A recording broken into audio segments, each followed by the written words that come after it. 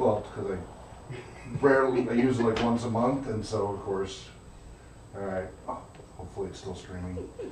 Okay. And, Does anybody know? Okay, go ahead, Chris. Sorry. Brian read the notes. A whole bunch of people attended. There was a discussion about science fiction and fantasy. Zach brought up Barsoom, Warlord of Mars. Edgar Rice Burroughs as the author of science fiction has been around for a long time. Obscure Tolkien movies and media. There is a web link about the movies that you might not know. I haven't gotten around to that. Yeah, on our website, there's a whole page of all Yes. these obscure Tolkien movies from Russia and Finland and elsewhere. I've gotten Really? Yep. maybe It was covered last month. It was very interesting. I think I skimmed it and saw that I had seen. And I've got a third, record but- here too with yeah. Tolkien and music and Is it proper for a hobbit to speak Russian though? when it's a Russian production in 1990-91. I wouldn't do it because I'm a little rusty. Oh!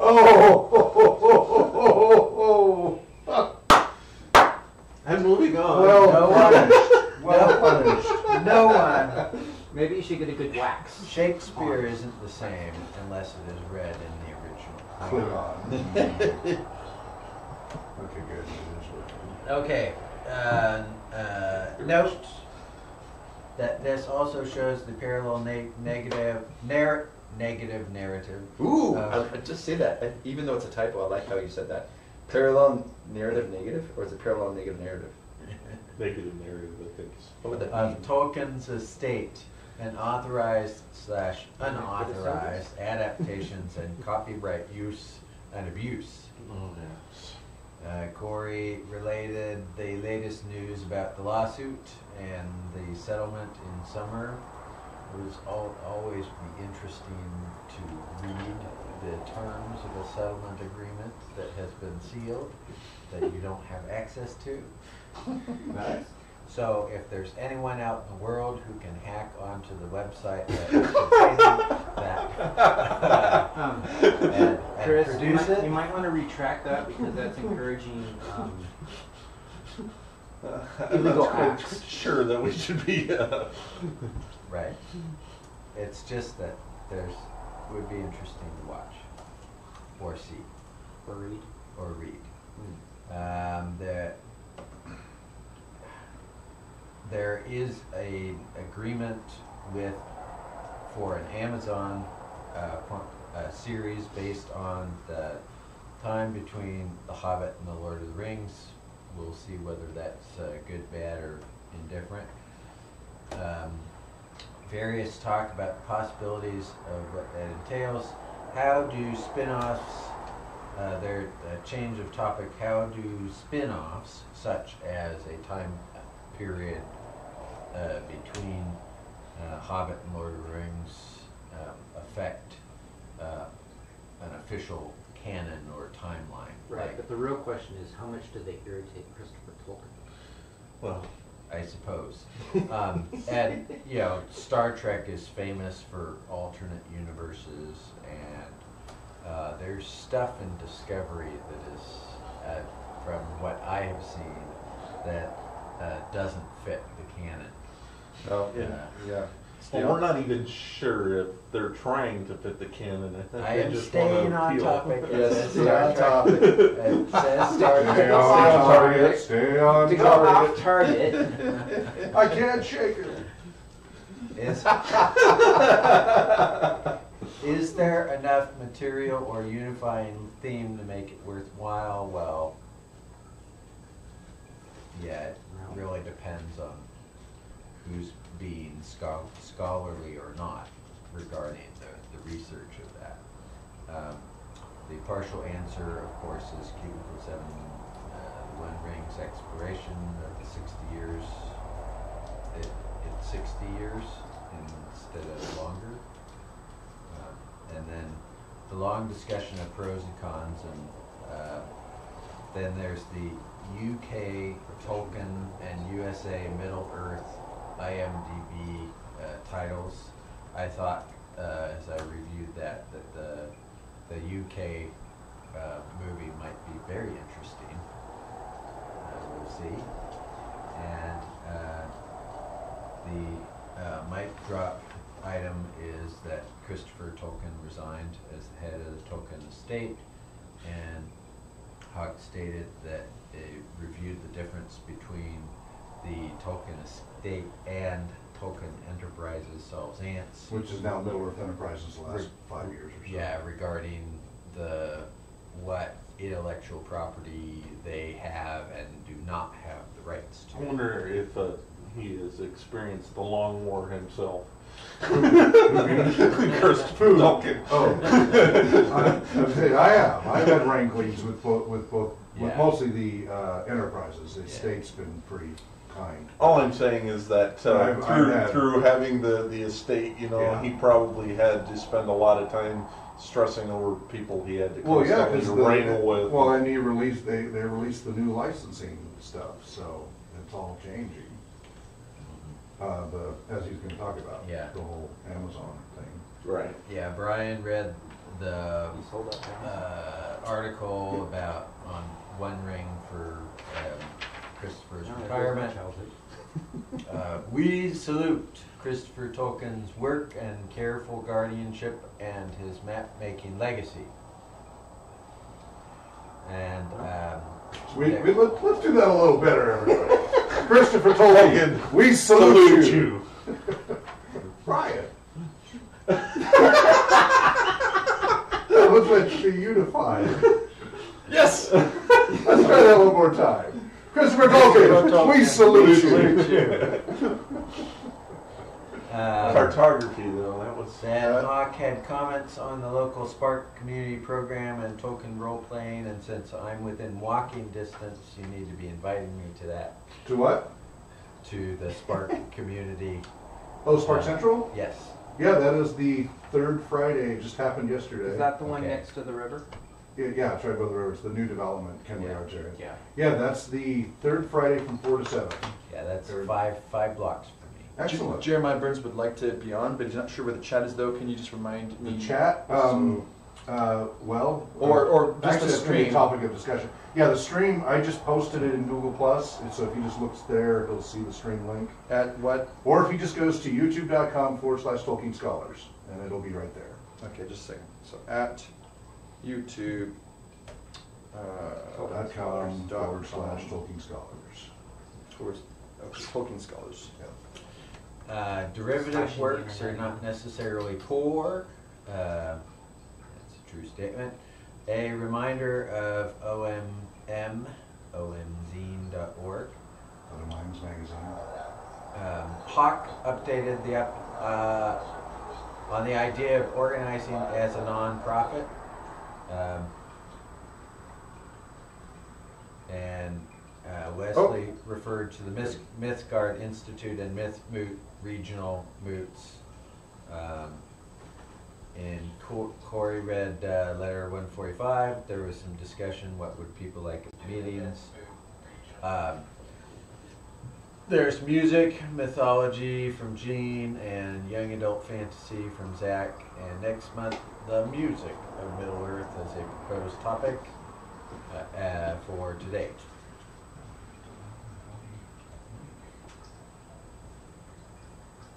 Wonderful. Thank you very much, Chris. Thank you so much, Chris. Very much appreciate that. Okay, how is everyone this December? Did you want me to check? Do what? Yeah. Well, unless you are undead, I could have woken and I don't want to know. I could have woken up dead this morning. So Jeremiah is now watching. He's got us running on his Chromecast. Yay! So good to see you all. Long So, time big no screen. see, he says. I've been seeing you with all your postings with your wonderful daughter and all your adventures and such. So he's been And very that- active on Google Plus. So Corey meet Jeremiah. Jeremiah meet Corey. Nice to meet you. Corey's been coming, I think, for about 8 months now, On and maybe off, longer. Yeah. So it's give or take. Trying to stay on. now a fairly permanent member. And Jeremiah, it's been a few years, and he's over in the UK. Yep. And did you get to meet him when you I were did, there? yeah. So he's originally, I believe, from Kalamazoo, Michigan, and but I bumped into him online. I can't remember, but it was something related to him finding us, and so exchanging some information. He's been an occasional poster on comments and joined us for our online broadcasts for Tolkien Society over the last 4 years. And then in 2015, 2 years ago, I was back in the neck of the woods in northwest England where I used to live, and where actually Jeremiah happens to work. So it was great. We met up at a pub, and he gave me a very nice copy of the Tolkien. It's the On Fairy Stories, but it's the edition that's edited, I think, by Verlin. I can't remember now. Before you go, remind me I have something for you. Okay, but it's Jeremiah. Remind me again. I can't believe I'm spacing this up, but it's Flieger. I think Verlin Flieger. Ah, Flieger. Have you seen that name before? Mm-hmm. Anyway, and so he's had some contact there, and it was great. We were able to share, and I actually and I was able to pass on a few postcards to him that I had received at the Leeds meeting of the Tolkien Society, of which we are a smile, and so I went to their meeting and their whatever you call it. It's not their moot. No, but is it their literary reading? It's their literary reading one. Mm-hmm, yeah. Was it summer? It was summer. Yes, their summer. That's where they read my paper. That's right, the one on Tolkien On and trees. trees, Yeah. So anyway, yes, we do. We have met in the flesh. Excellent. So that was great to connect with him. So, and actually, since we don't have any of our other guests right now, Yep. everybody here won't mind if I mention the One Ring. Little plug for RPG. So. Terribly offended. Oh, I'm sure. Yeah, right. So Jeremiah, if Hawk doesn't mind, if just a quick question for him. Mm-hmm. So you, I believe, started playing One Ring. It would have been last spring, I think, or winter. I don't think it's been. Maybe it has been a full year. We've not been in touch as much lately as in the past, but I think maybe it was a year ago that you started using the One Ring. And I'm just curious if you want to make any comments. This would be a perfectly legit time to share those, as it's related to Tolkien's Legendarium and Middle Earth. And while Jeremiah is thinking about that and commenting, I just thought it might be also appropriate to mention something that ties into the notes, Chris, and that is that, and maybe you've already mentioned this, forgive me, but the point that with this whole development of, and I know this could be a really long discussion, so I want to keep this brief, but if they make a show, I don't even want to say that. The Amazon series. If they want to make go. Right, so It's a a go. series. Thank you. Series sounds so much more noble. But anyway, Well, being that it's on Amazon also, it's not quite like you That's see true. it every week That's or true. something. Okay, so developing a creative project, right? Going forward with the blessing and so forth of the Tolkien state. The comment that Hawk made last time was, well, if they're going to set it between The Hobbit and Lord of the Rings, That's what they said. which is what Frodo they gets said. born. Well, this is true, but also this is the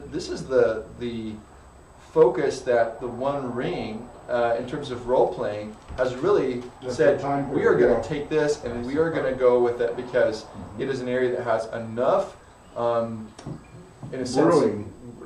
the background is all there, but it's not teased out and completed, and we just know how things end up. But there's a lot of questions, and so that gives a perfect milieu for role-playing campaigns and And adventures. licensing It is- lawsuits. Well, that's And it is open to other Thanks for the hands plug. and minds to build upon their art and song and Thank story. you. Very and good. Very drama. good. Yes. And actually, I would say that's one of the ways. Music, of course, is one of them. We'll look at that in a minute. But one of the ways that people are actually, in the spirit of Tolkien's creative genius, seeking to build on that and go in lots of different directions. So, the One Ring, which Jeremiah, you've been playing, and I've been as well, and some others here. I think that's an interesting. I think Hawk, you said something along the lines of I hope that they look at some of the creative Work that they've storytelling done. and work that they've Yeah. already done, the groundwork. Yeah. Why start from nothing, from scratch? Right. You know, but that's just a thought. But It's a then- debugged Because environment. it's easier to copy. I know this sounds like a non sequitur, but I mean, George Lucas's books were canon for how long, and then Disney Right. comes along And then that's what we're afraid is they'll just go hog wild and say, hey, Star Trek didn't need to follow their canon. Star Wars didn't need to follow their canon. We'll just do what we want. Game of Thrones. We don't need to follow. We don't need to follow George R. R. Martin's stuff. We'll just make up He our was a own. party to that, as far as I understand. well, I feel like Not, yeah, he got. I he feel was like less the and less longer and the less and leash, less. the longer the leash, and the more creative the licenses. Sometimes it just seems to me modern day. Yeah, Unless it the ends fans up, do something, it ends up product and name only. If And it's it's, an Amazon product, you know, why is Disney involved? What? No. Or you Disney's just- involved in Star Wars is owned by Disney now. I know that. So they've gone The joke was completely- I'm paralleling it to Amazon and owning. Star Trek is gone with the well, reboot. you know, that's kind of a completely. critical bit that you kind of skipped over there. What? No, I didn't. What? I didn't say anything. What? He's criticizing me for my comment since it wasn't really clear to him. So What was it? No, actually, I think it was clear to him, but he wanted to be difficult and pretend it was that. What, you didn't. I haven't finished my cup of coffee. Just to be clear. Okay, let's be nice, guys. Come on. Goodwill toward men. and peace on earth. See, you skip 2 months and they become extremely Happy vicious. Holidays. Yeah, just finish your coffee. Yeah, please. Carry on. I didn't think I was that cruel in the way I was explaining. No, don't worry You were about it. fine. You weren't. You were fine. So He's just being please. snarky. So could you repeat it for my sake, since I wasn't paying attention to you? Well, I was pretty much saying the parallel is that Star Wars is owned by Disney, and Disney just pretty much Right. completely said Completely left all the field. books are non-canon. We're Yep. going to make our own thing. Yep. Doesn't matter. It's not going to relate anything Yep. to the material that already exists. Well, it's easier to And copyright. with the Lord of the Rings, it's the same thing. Is That's the what we're more afraid of. the more room you give them for license to be free. Yeah. Yeah, I know that they hate the fact that they have to have their creative restricted. I think, And I think that's challenging. So, I think it's easier to just have no restraints and just go wherever you want with it, versus you have to work within certain restraints and still make it As I believable. understand it, more Stan challenging Lee's as a approach writer. when he was negotiating for the movies was that, well, they're all alternate universes anyways. Yeah, we don't want that So- to work. So my observation would be to look at what Amazon has already produced. Okay. And based on books. The Book of Strange New Things, they did one episode called Oasis. I think Okay. they bought Um, Twitch.tv. they- Oh, Oasis. That's based on a book. Yes, That's they were on a planet, yes. abandoned planet. That's That- okay. that- How did they do on that? Compared? I've never read it. Terrible. Okay. It didn't seem very good production, so It was average. Yeah. And then Man in High Castle, I haven't watched that. I've seen that stuff. so the production value was pretty decent, Mm-hmm. but the plot line just sucked. Not even close. So So that's not if promising. that's the performance, but the other thing is that the fans for Man in the High Castle just Now- the book and the Now it could movie go the are other way. very different. Yeah. Yeah. So That's what. TMC, the movie channel, Right. produces, I think, is Dirk Gently, Holistic Detective Agency. Is that who does it? I Well, don't they're know. doing Dirk. They're doing the second season now of Dirk Gently. So, is you guys familiar with Dirk Gently's Holistic Detective Agency by Douglas Adams? Yeah. He did Hitchhiker's Guide to the Galaxy. I Really, don't know what really about it. enjoyable. Little, Okay, Douglas Oh, Adams. you- Okay, Douglas got it. Adams' Hitchhiker's Guide to the Got it. Galaxy. I got too many things already. Dirk Gently's Holistic We'll just Detective bury you Agency. in his novel. Yeah. So it has because this ties in with Tolkien in a way. Uh, Because it has the Elijah Wood, who played Frodo in Lord of the Rings, Oh. is one of the main characters in Dirk Gently. He's not Dirk Gently, but he's the main sidekick to Dirk Gently. Well, he was also one of the main characters in Sin City.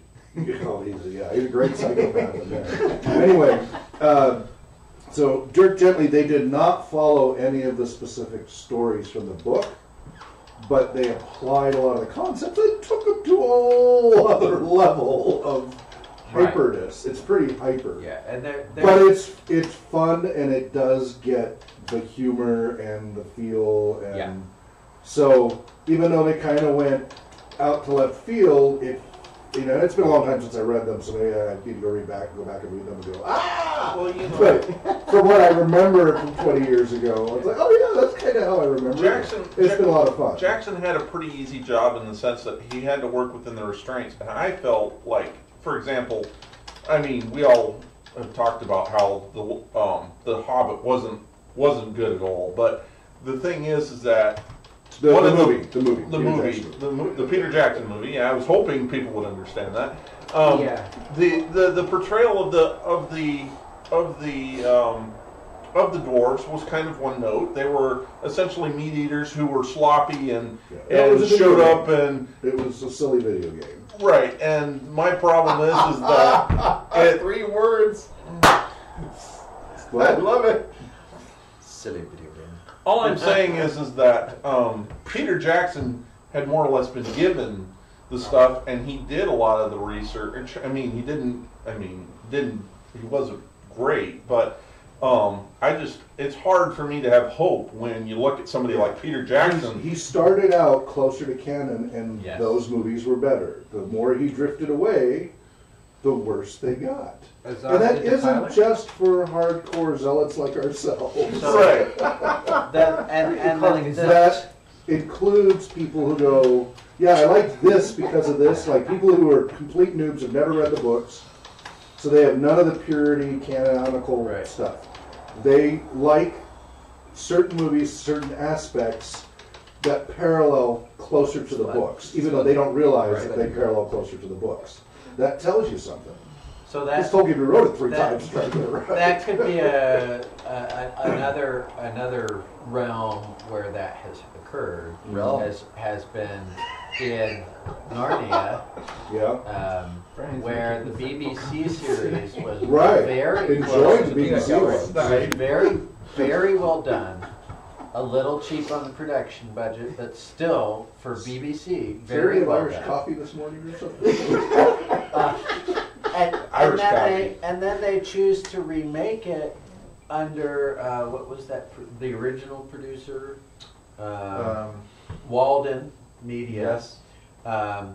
Did a good job on the first one, but then other interests came in for movies 2, 3, and 4, and it went off into left. It's the tension, isn't it? Actually, there's a great podcast on this called Talking Beasts, and it basically they're Narnia fans. Right. So We're going to talk about Narnia. So It's related. No, it is totally C.S. Lewis. Yeah. Yes. everybody went silent like, we don't talk about Narnia. we don't need no stinking badgers. Including the talking ones. Anyway, so Okay, how many of you had Irish coffee? So as connecting to These aren't good conditions for drinking and driving. I think so on the podcast on Talking Beasts, what they refer to is this very thing that you were talking about there, Chris, and that is that this tension where certainly it is a good thing that people want to take the creative vision and say, oh, Narnia or Middle Earth or whatever. Let's bring this to let's really create this and help it come to life. And so sometimes very good ways of doing that. On the other hand, where you have, say, Prince Caspian, and what they say is, what you have is essentially, and some people would say more so with the Voyage of the Dawn Treader, that's a point of debate. But again, the idea is, let's take this, and let's in a sense, it's like RNA, where it basically, you take and makes a duplicate, but really inserting its own genetic material in. Right. Well, the Sci-Fi Channel Magicians hijacked Narnia. Oh, yeah. Which was disturbing. I actually saw it. Their take on it was very disgusting. Yeah. So anyway, all these are different risks that we run, but should we then, kind of say bolt it down, not have any creative input? Well, if they can. So here, kudos to Jackson for the following things that he did that were off the books. The Ent War against Isengard was not described, Yeah. It was just the after effects. Yeah. He filled in those blanks beautifully. He did a beautiful job with Gollum. I mean, Yes, both he did. on and off script there, he did a beautiful, and Andy Yes. Serkis and all that. Kudos The to whole, Serkis, yeah. I mean, yeah. but that whole thing, there's a lot of that could happen there. You Yep. mean Snoke's uncle? Nothing. You have to be a Star Wars fan. For the record, I watched it last night. Oh, okay. Yeah. No So, spoilers here. yeah, remember, I won't see it till I can get it non-MPAA. Yeah. Right. Yeah. So anyway, yes, anyways. back to yes, you were saying Gollum did well. Did well. Well, Andy but, I mean, Serkis. but he filled in the blanks on the Ent Ant War. stuff. Gollum. Well, there were some others too that I'm Drawing a blank on. I'm spacing out right now. But let's just use that. I mean, that's one example. Helm's Deep, but making Well, Yeah, but that was detailed. But the Okay. Yeah. the haunting of the Black Riders is pretty impressive because even though they described the scream, I have to say I was chilled by Yeah, the no, way yeah, that's a they little did deep. come But up. remember, he was a horror background. I was worried about an over horror fan. I wasn't worried about the horror aspect. I figured So, you'd get that. so what else would be very, very, very lightly touched on in the books, but that he was able to do? a Right. really Well, good job? okay. So of course the key part is the trouble brewing in southern Mirkwood, the darkening of Mirkwood. That is happening.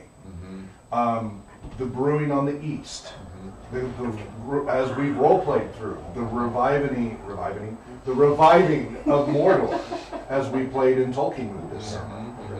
There are a lot of things leading up to. They're going to lead to the events in Lord of the Rings, and there's lots of skirmishes. They're just not that big. The scale is growing, growing, and there's that hint of catastrophic failure on the horizon. Kind of like today. And so you've got a 30, 60-year gap here, depending on where they started, where you've got some entry prehistory. You've just had the big battle of 5 armies. There's a lot of pain after any major war like that, where you have so many peoples involved that there's a lot of anger left over. I mean, look at any war. You look at Vietnam, you look at the Middle East, you look at World War II, you look at Korea. The generations that were part of that war don't just leave that behind. It becomes part of their imbued psyche going forward in how they address the world. There's a whole cohort effect. Well, So all of those in the Battle of 5 Armies are going to have a view of Middle Earth now tainted by that experience. The people who were buried at the Barrow Dam. Yeah, Yeah. the decimated population. Yes. Obviously, the fight would have probably taken out quite a number of people in the Right. fight. I mean, Well, the biggest decimation was back in 1636, Third Age, when the plague went through. You, It wiped you out do know two-thirds of the that decimation Yes. translates. 1636, Third Age, Middle Earth, not real world. Which in my poem on the Song of the Northmen, I referenced that because that Right. would have really especially influences like how the Eotheod, the Rohirrim, end up in the north before they come down into Rohan and granted land by Gondor.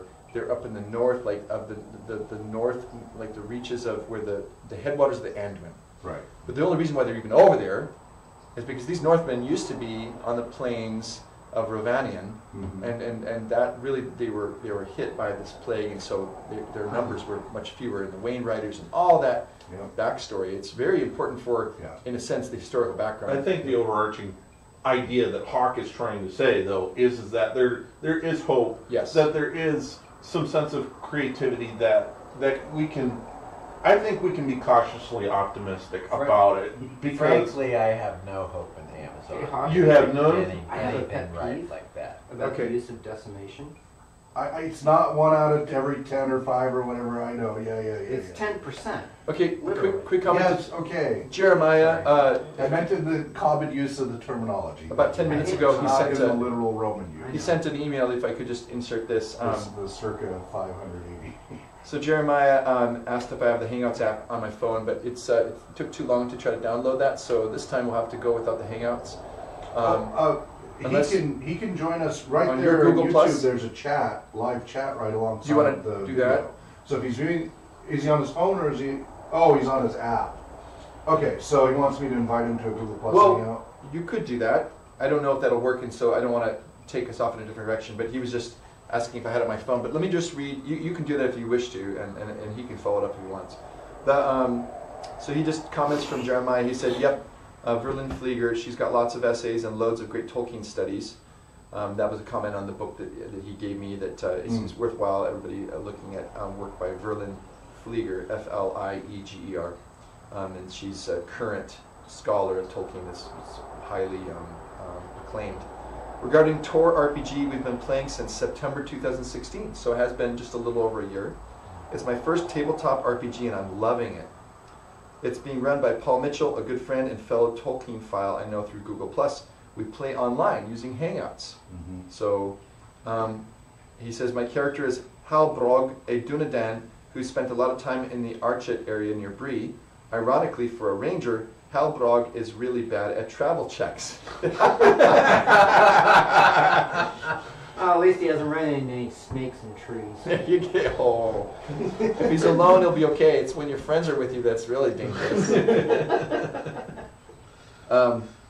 So Jeremiah, if you caught that, Hawk's going to invite you, I think, on Yeah, I'll try Google to get Plus. a little Google Plus going here on this. Yeah, if not, then you said YouTube has the little comments piece that... Yeah, if you But if it you're able won't to- show I up don't know, until- it may not work on his Chromecast is the problem, but on my laptop, in a browser, to the right of the video, is a chat section for the live Right, video that right. anybody can chat in. Yeah, so if that doesn't work on Chromecast, then Hawk's going to send you an invite on our created Hangout there. We used to use Hangout, and then it went all... Well, then they got rid of the broadcast feature. Oh, right. So we can still message on it. We can still do video, audio, and all that, but you can't broadcast directly. Gotcha. So YouTube it created added another broadcast. separate setup, whereas before it was all one piece, Right. which was nice. Right. Because I don't have enough things to Bad. tell as it is. Bad Google. So Jeremiah, another interesting question I would have They is went that, evil. and I don't want to go too far here, but just if you use Tor as a role playing system, but you use it online, I'm assuming that everybody who's playing is online. How do you overcome some of the challenges that when you play a tabletop? And I know that I Hawk's do it tried all the time. I've been doing it since the 90s. That Arthurian one that you've run, right? The Well, I've run Beirut, Beirut. I've run One Ring, I've run D&D 5th Edition and AIM, I've run a ton of games. he found the live chat on YouTube. He says. Yeah, good. If you can just use that, that's Yep, the easiest. yep. Oh, I got 4 sessions posted on YouTube that I did over Skype. Yep, there he is. Okay, he found it. Good. Okay. Good. No need. Okay, cool. All right, cool. Yeah, so yeah, I've run through using Google Hangouts, Roll20, other features. We did shows when I was on the Spartan show. We did it with Twitch and Fantasy Grounds, and yeah, there's lots of. It's a big thing now. It's actually becoming kind of big, bigger and bigger money. Yeah. That's a whole other topic for like a RPG research topic. Right, that it really is. So I want to get us back on track. So Hawk, good point about how there's good potential, and we can hope that just as we saw some really great material coming forth from Peter Jackson and others, and we have to remember the fan films such as Born of Hope and Hunt for Gollum. Yes. It's a little different when it's a corporation, but one thing that gives me some optimism is that when you're talking about a series as opposed to, say, a film, Yeah. films sometimes they need to work out the long play a lot better. they do, and it's perhaps there's less pressure to make something that's going to just make millions in the box office, whereas with the series, like with Amazon, they have a pretty deep purse, and they can put a little bit more creative risk into it, and saying, hey, let's not worry about it all being a one and done. Let's eternal. Let's give a little bit of background and build a little bit more interest, because that 60-year period, if you do include more of it, not just the 30 years when things start heating up, you can really spend some time where you're developing characters and it's not like all wound up and finished. You can do that easier with a book. With visual media nowadays and everybody's attention spans, Right? the first episode has to really hook people, because people will watch the first episode, the pilot. If that doesn't get them going, they won't tune in for the second, third, fourth episode, and then they have to get word of mouth and such. Which sadly, So the catch 22 that writers have. So in a book you can build up, because it's expected in a book to take your time. It's great if you can have a great opening one line or whatever, but it's not required for most book readers. But when you put it on the screen there, you want to get people hooked right away, and so you see this now. It's become a formula, for better or worse, that there's a whole bunch that happens in that first episode or pilot to try to get people hooked. Then they kind of back off in the subsequent episodes, and often they use the the tool of flashbacks and everything else. Exposition. Yeah, that fills in why this situation happened. So you will often see that as a pilot approach to try to get people hooked. Well, And if they do it right, that's fine. That's the problem, I think. Discovery That, did it pretty well. Yeah, but it's Well, a tricky. but there was a lot of people that were complaining about how Discovery didn't even show up till the third episode. So, I mean, that there's the compression issue, I guess is what you call that. The compression issue that comes with taking a book and putting it into a visual setup is that you take a lot of details that are obviously not visual, and you take them out, and you have to figure out a subtle way to give away those details in a visual medium. And so, Funky way to do it. Raise my hand for Jeremiah here. So Jeremiah's bringing up what I already brought up earlier, because I guess he's not as familiar with it as I am. So, but for others who are not familiar, this is a great point. Regarding Amazon TV series, I read a blog post from Tom Hillman today, linked to follow, where he discussed this. He pointed out a great quotation from Tolkien in that post. What do you think? It's the letter. Oh, it's letter Which I already quoted just a little bit ago. Which is, I would draw, but he has a longer version of it. I would draw some of the great tales in fullness and leave many only placed in the scheme and sketched. The cycle should be linked to a majestic whole, and yet leave scope for other minds and hands giving paint and music and drama. Absurd. Letter 131. Tom points out, while an older Tolkien here dismisses his own youthful dreams, he underestimates the scope and power of his vision, still rippling outward a century on. Well, and so remember, as founder of Other Minds magazine, I'm intimately familiar with that quote because of other. But it's always good to say. It It is always good to reiterate that. Yes, and we cover that frequently on in our discussions. But it's great to have that for those who are new, to have that refresh. Just to wrap up the weekly series thing, you're saying that the first episode has to be... No, it doesn't have to be, but that's become... Well, right. I find it interesting that on Stranger Things, which I don't follow, but I did watch the pilot episode, and it features kids in the 1980s playing D&D. Everybody's been telling me, Right. And so, it's interesting. I don't have Netflix, so... Right. But again, it's more building mystery. I think that's the thing, is that I wouldn't, hopefully they wouldn't just say, oh, let's throw in a battle. That'll make people want to Hopefully they won't, but that has been a common thing. Sure. When in doubt, put in a fight. They start out like a lion. It's good for the horror moviegoers. But then... I'd say Sam Raimi should jump in there with his Xena.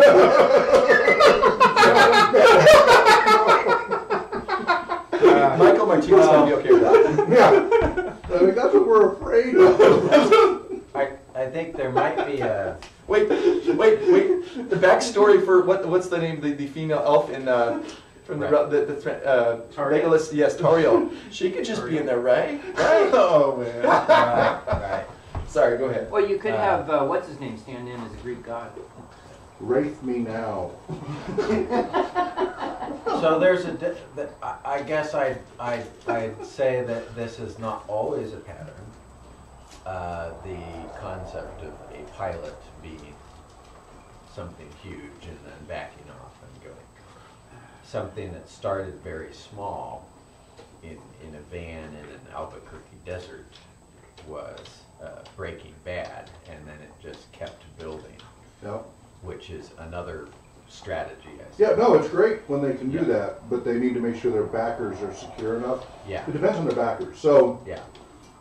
Here's one that was a really tough sell because he had a 5-year arc, which was J. Michael Straczynski in Babylon 5, which is heavily Tolkien inspired and influenced, and has direct quotes from Tolkien in the show.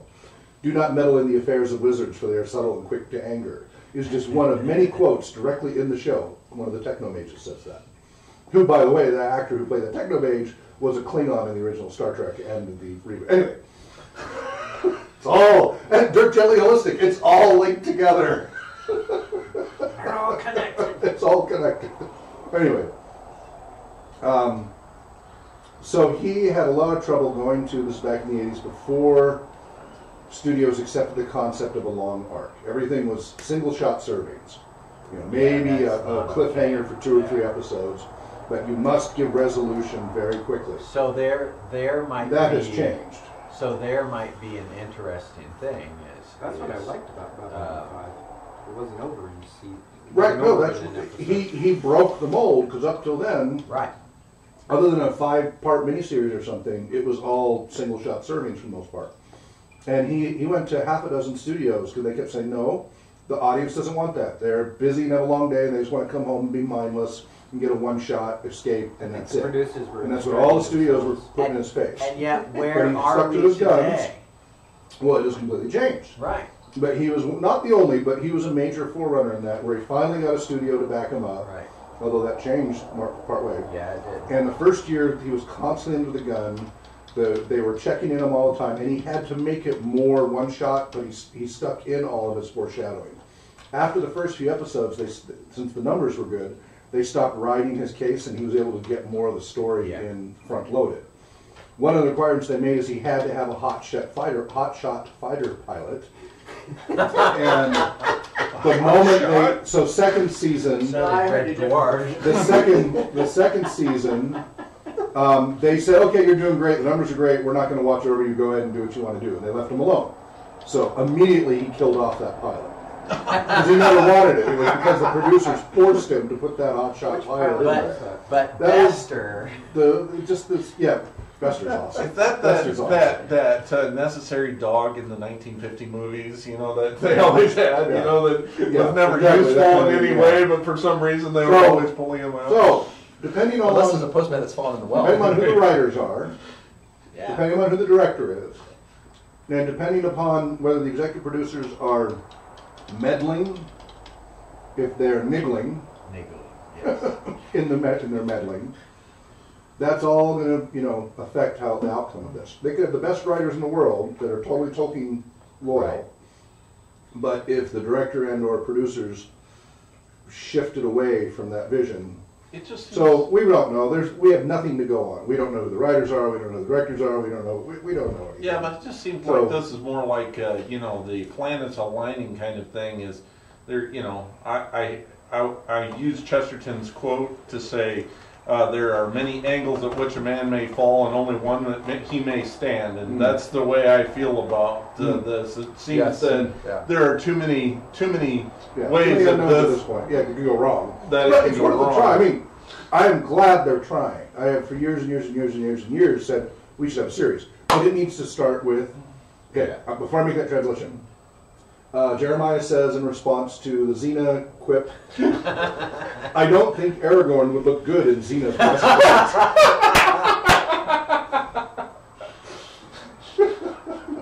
Anyway, Depends on how much Can hair we he quickly has. go so around? to segue, Yes. what I really always wanted to see it though was, as per Tolkien's desire, Yes. is to start with the creation of the universe with Right. music and the Ainu Lindale, Right. and tell the stories going forward from there. Yes. Those are epic stories. They are. That if they want huge scope and huge battles and love relationships and families and Shakespearean Greek drama and tragedy and all of that, tragedy. If you want all of that, start with the Silmarillion. Now I know that's not what their license. I believe that's not what their license allows. Well, but that has always been my dream. Things are thawing. Yeah. The real Right. Well, question with is Christopher stepping down. whether the ability, and So, that depends a lot. So Speaking of music and the Ainu So Lindale, we're going to and so on. segue into something that we think would be interesting. Last meeting, one of our attendees had said that he would just really like to just see a little bit more about the music of, say, for example, the Lord of the Rings movies and how that was inspired by Tolkien's work. And so what we're going to do is we're going to be watching it's about 7 or 8 minutes. It's a clip by it's on YouTube. And we're going to have to mute it for you, Jeremiah, but I've sent... we'll post the link. Well, we'll post the link. I've also sent you the link on email so you can watch it, and then we'll have that link posted for the notes for people to watch later. But we're going to be watching this and then responding to it. We want everybody's thoughts on this. At the end, we'll discuss it. And this has to do with Howard Shore, who, interestingly enough, worked a lot with horror movie, the genre, in terms of soundtracks until... the Lord of the Rings. So it was a lot of people were surprised that Howard Shore was kind of called on. Of course, probably Peter Jackson had known him before, but that this was a guy who had a lot of talent, but this was kind of a new direction to go in, and so he's this is Lord of the Rings: How Music Elevates Story, and it's by the YouTuber NerdWriter1. So whenever you're ready. Let's see. So what we're going to do, I have posted the link, but if you go to YouTube and type in NerdWriter Howard Shore, you will see then Lord of the Rings: How Music Elevates Story. That is the video we are about to watch and listen to, but I'm going to mute the broadcast when we're not speaking. We will interject with comment as appropriate. Well, But you can watch along by looking at the link. I posted it in our chat, and We're just going to watch it and then we can talk about it, or Yeah. we're not. well, if there's something to interject, it's okay. It makes it easier. So for whole copyright issues and educational, so for fair use, it's better if we interject and interrupt. okay. We play it straight through, it's more problematic. Although it won't be heard. That's the first time I've ever been told It to won't be interrupt heard, something. Okay. but still, even Sure, otherwise I need to Don't move the keep it to camera and yourself. everything Okay. too. All right. So So- we'll just kind of we'll When bring you see something you want to interject, raise your hand. I'll pause it. I'll Hawk. turn off the mute, we'll do it that and way. we'll see how this goes. It's going to be a little clunky. When you but say we'll- raise your hand, you mean like this, or do you mean like? Well, so when you know you're So he raising your can hand, just so it's obvious. Sorry, I was So So we trying can't to just start talking. We'll have to Turn it off. actually wait our turn. All right, so let's see here. I'm going If to I do that, I never get to speak. mute the broadcast. Did you say something? And am I correct? Here.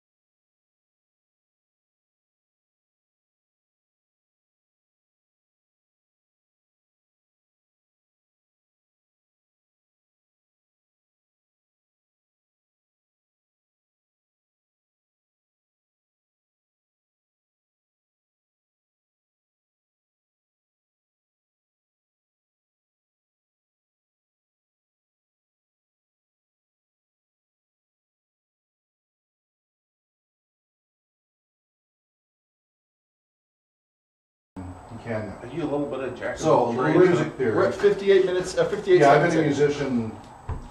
I play over 20 instruments and compose. We're at 58 seconds, Jeremiah. So, yeah, we paused it at 58 seconds. So, what he's referencing there when he talks about E minor key to E major, so minor key Right. are usually more melancholy, sadder sounds. Major keys are happy, upbeat, might be a happy march, whatever.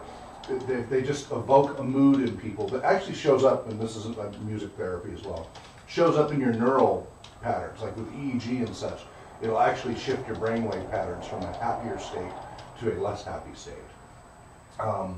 I compose an awful lot of music in minor and diminished and augmented and such. There's not a whole lot of happy music. But why do we love it though? I mean, at the same time, it's Yeah. not just negative, right? no, it isn't. It isn't about negative. It's a more melancholy. Yes, and Feel. there's a guy on the internet. Now I don't want to get too far off, but he does my songs in major key in minor key, and he Mhm. did the Star Spangled Banner, and it's a haunting version of what you're talking about. The exact. I did one called this ties in with Tolkien. Holidays Where the Shadows Lie. Because my experience of the holidays is a little rough. But it has a distinctly jingle. It sounds like a happy, like ding ding ding ding ding ding ding, like kind of like, it's a different theme, but it sounds happy like that, right? But it's in a minor diminished key, and it's got overtones of this kind of drone of darkness under it, and yet it's in this cheerful thing. And so it's called Holiday with Shadows Lie. You can find it in Synthetic Zen. But it's taking of the rough template of all these happy major key songs, and just by changing basically the same intervals and everything, you know, the distance between the notes, same patterns, but changing them slightly, half steps here and there to make them minor, and in my case, minor diminished, completely changes the mood, but still has the hint of the happiness too. And so it creates, generally major key is more straightforward. Minor key tends to be more, you have more layers going on there because you can play it in a happy, upbeat way. So sometimes there'll be performers who do stuff ironically. They play it very happy with a happy energy beat, and yet it's a minor key and they're saying terrible things. But it sounds like a really happy song.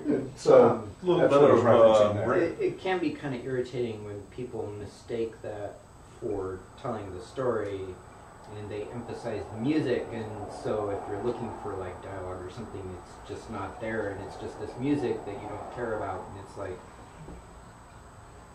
So Richard, what would you say music does? I'm not musically inclined. Mhm. So I'm asking you. I'm kind of the odd man out here. Okay, but hold on. No, you're not. Because I don't think anybody is actually musical. I think it has to do more with one's taste. There's a very, very rare disorder of like 0.01% of the population that truly can't pick up on music. I would Extremely rare. Right. Also, birds, dogs, elephants, and a few others are completely responsive to music. The key species do too. So we don't know why. With evolutionary, why? So Richard, what I want to ask you is, what would you say when is it helpful rather than kind of a hindrance in a way?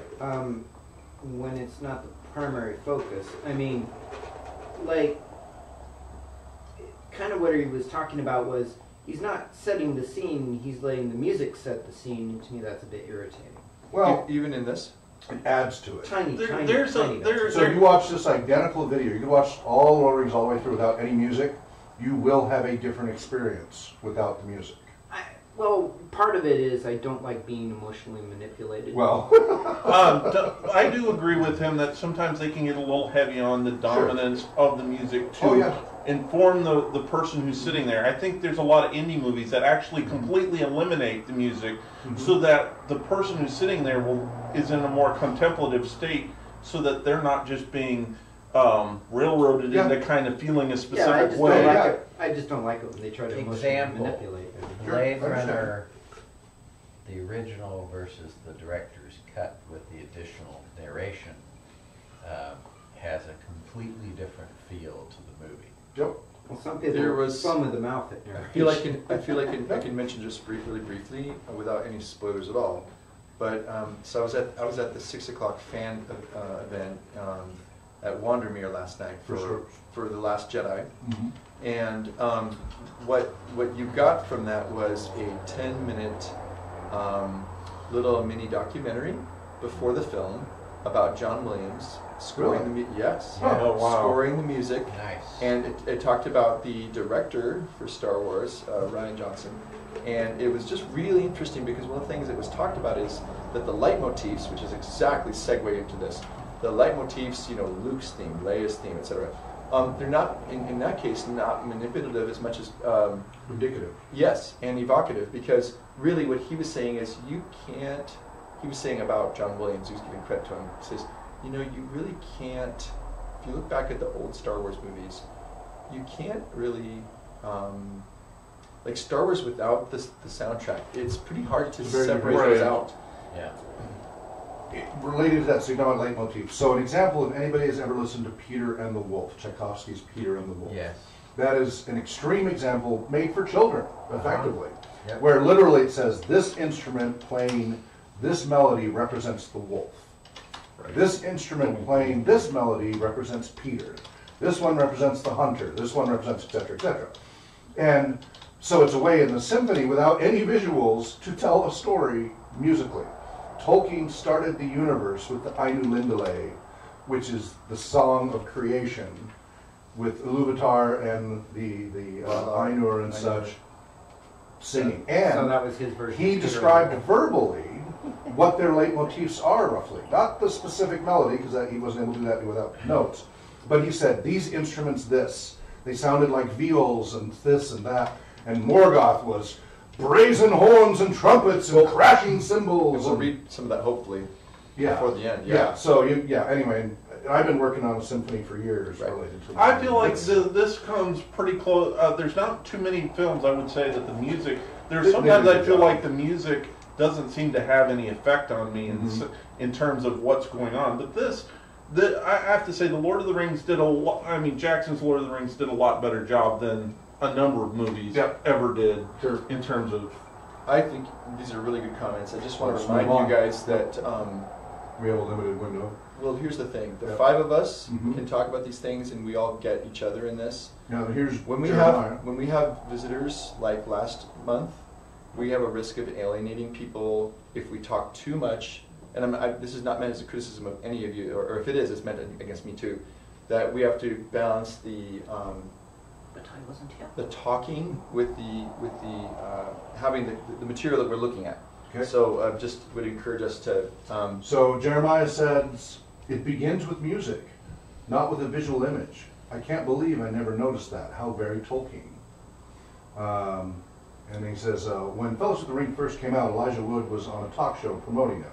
The clip they showed was when Frodo leaped onto the ferry at Bucklebury. But it was early days and the clip had no music.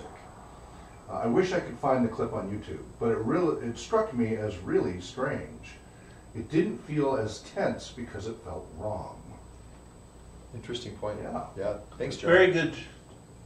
All right, Whoa. we're going to mute here again and we will resume. We're at 58 seconds.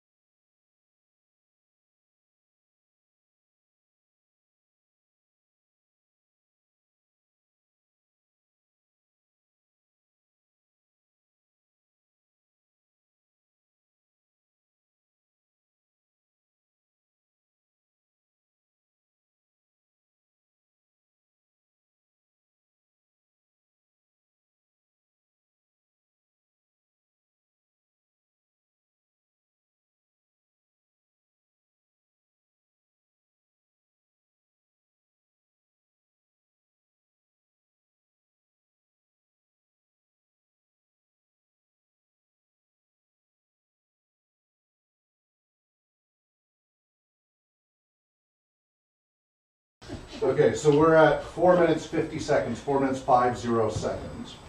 And he's explaining about timing. And I won't get into this because it can actually get fairly complicated. But the most common timing are 4/4 and 3/4 time. And a 4/4 time would be typical of, let's say, a march. 1, 2, 3, 4. 1, 2, 3, 4. Right? That would be a pretty typical march. A lot of music is 4/4 timing. It's very predictable. Any It's patriotic even. songs. Yeah, all that stuff. 4/4 Foot typically. tapping. Yep. A 3/4 time would be more typical of like a waltz. 1, 2, 3, 1, 2, 3, 1, 2, 3, 1, 2, 3, 1, 2, 3, 1, 2, 3. And so it has a little bit of a more lilting quality to it rather than a straight march 2, 3, 4, march 2, 3, 4. There's a little bit of a lilt to it. I don't know what else to say about that with 3/4.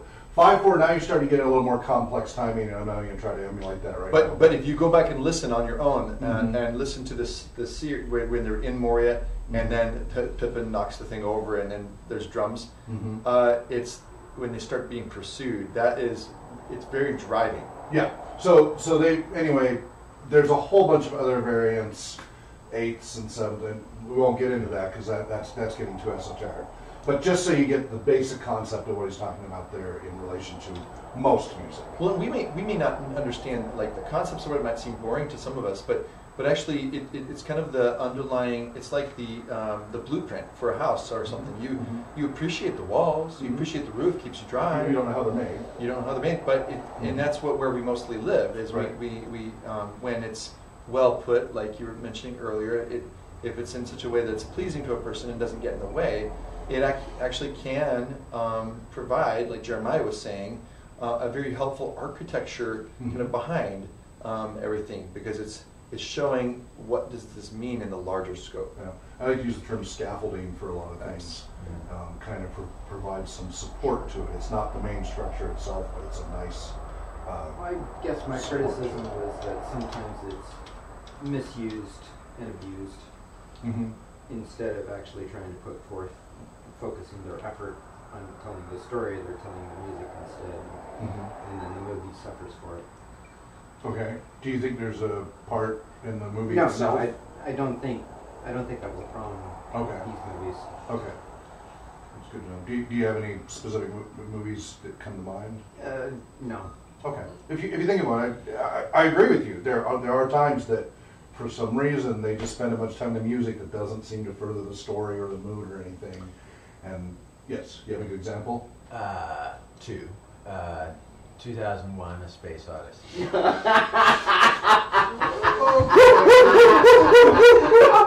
Wow. No. I'm thinking of the docking sequence. Oh, what? The docking sequence in 2001. Yeah. That thing was horrible. Yes. Or the original Star Trek movie. Are you talking about the panning of the whole Enterprise? The very long entrance into The whole first Major- movie. yeah. The ship porn. It It was talking about the ship porn. Yes. So there are Engineer porn. there are two Designer examples porn. of very bad. Okay. They just overdid it. Overdoing. Yeah. Good. Yes. Yeah. Excellent. Thank you. I could agree with him when he came up with the examples. I couldn't remember any of them. Yeah, no, but thank you for Yes. bringing it up, Richard. It's an excellent point. Okay, we're going to mute again and resume from 4 minutes 50 seconds and continue.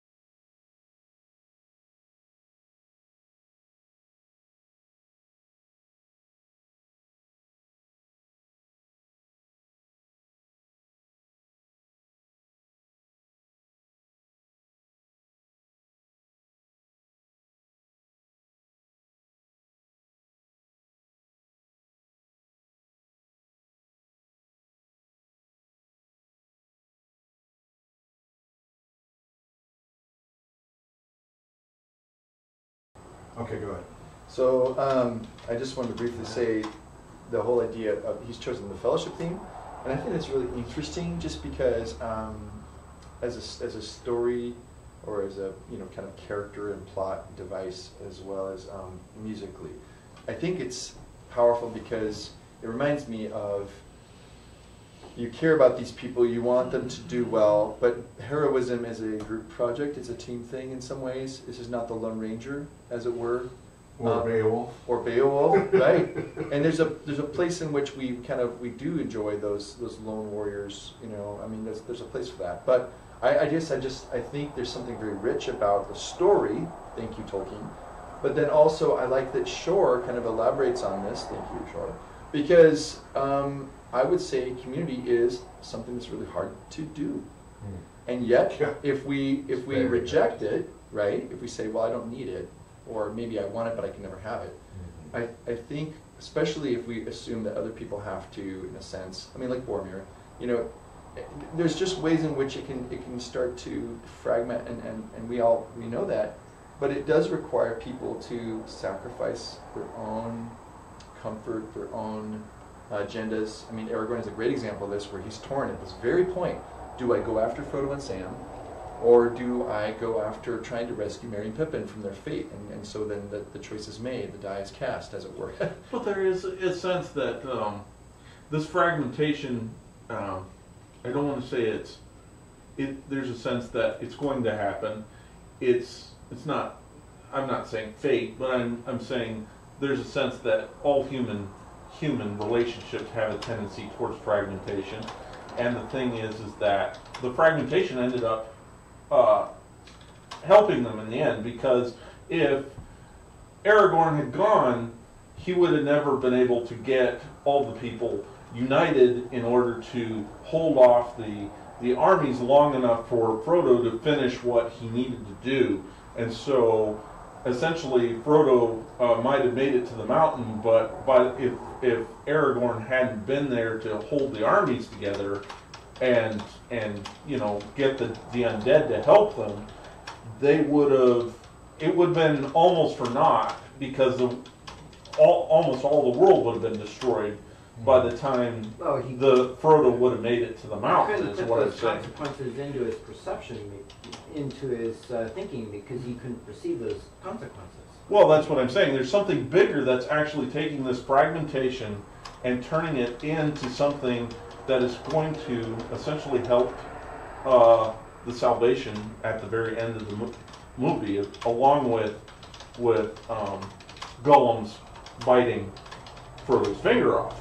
Obviously, all of these elements are not positive elements, but yet Tolkien is saying they're being used for a positive end. That's a great point, and so just kind of bouncing off of what you and Richard said, it struck me. Elrond says in the book, he says in the Council of Elrond, I do not bind any of you to this fellowship. Let each person voluntarily join themselves to it of their own free will and volition, and then separate as needed. And I think what he has in mind is the Oath of Fëanor.